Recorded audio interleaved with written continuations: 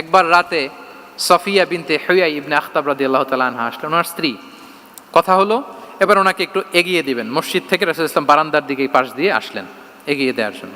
In the mean time হঠাৎ দুইজন আনসারি সাহাবী পাশ দিয়ে হেঁটে যাচ্ছেন। রাসূলুল্লাহ সাল্লাল্লাহু আলাইহি ওয়াসাল্লাম আম্মাজানকে বিদায় দিবেন এখানে, হঠাৎ করে তিনি আওয়াজ করে বললেন, আলা রিসলিকুমা, এই দাঁড়াও। ওই সাহাবী দুইজন রাসূল সাল্লাল্লাহু আলাইহি ওয়াসাল্লামের সাথে কে ওটা টের পায় নাই, বুঝতে পারে নাই। বোরকায় আবৃত কোন এক নারী দেখে রাসূল আর ওই নারীকে দেখে তারা আরো দ্রুত গতিতে হাঁটতে শুরু করে দিচ্ছে, আমরা চলে যাই এখান থেকে। দেখেন রাসূল সাল্লাল্লাহু আলাইহি ওয়াসাল্লাম নিজের অবস্থানকে ট্রান্সপারেন্ট করার জন্য বললেন, আলা রিসলিকুমা, দাঁড়াও। দাঁড়ালেন। তখন রাসূল সাল্লাল্লাহু আলাইহি ওয়াসাল্লাম বললেন যে, ইন্নাহা উম্মুকুম সফিয়া, আমার পাশে যাকে দেখতে পাচ্ছ বলে দেয়া ভালো যে সে কিন্তু অন্য কোনো নারী নয়, সে তোমাদের মা উম্মুল মুমিনিন সফিয়া। সাহাবারা বলে, সুবহানাল্লাহ ইয়া রাসূলুল্লাহ, ইয়া রাসূলুল্লাহ, এ কেমন কথা? আপনি কেন আমাদের কাছে জবাবদিহি করতে যাচ্ছেন বা ক্লারিফাই করছেন?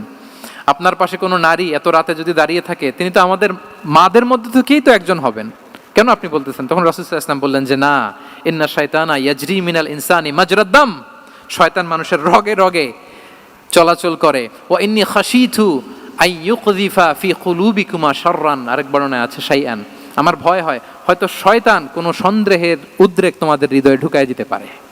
সুবহানাল্লাহ। এজন্য আমি ক্লিয়ার করে দিলাম, এটা আমার বউ, আমার স্ত্রী, তোমাদের মা সফিয়া। দুজন সাহাবী যদি চলে যায়, এমন হতেই পারতো বাড়িতে যে একজন আরেকজনকে জিজ্ঞেস করতে পারতো যে, আচ্ছা নবীর পাশে যে কালো বোরকা পরা মহিলাটা ছিল দেখছো না, এটা কে?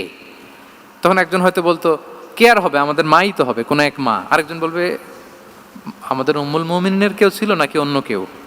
এরকম একটা হুট করে সন্দেহের উদ্রেক মাথায় আসতে পারে না যে ওনার স্ত্রী ছিল না অন্য কেউ ছিল? আসতে পারে কি পারে না বলেন?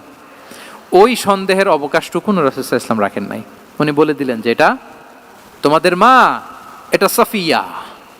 এই সন্দেহের অবকাশের কোনো সুযোগ নাই।